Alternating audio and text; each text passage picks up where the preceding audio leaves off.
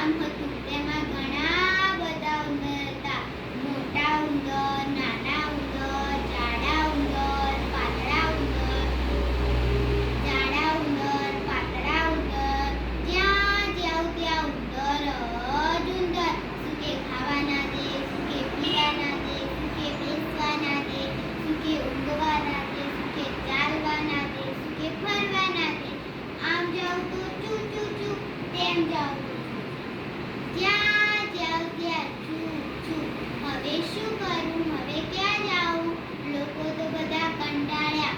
એક દિવસ એક વાંસળી વાળો આવ્યો.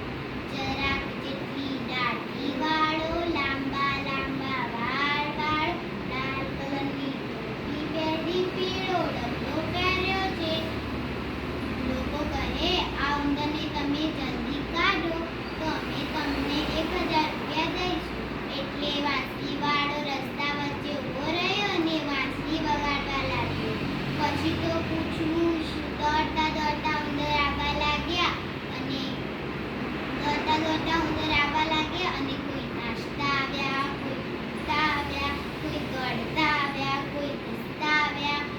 ચારે કોર ઉંદર જ ઉંદર. ચારે કોર ચૂ ચૂ ચૂ. વાંસળી વાળો આગળ ચાલે અને ઉંદર તેની પાછળ ચાલે.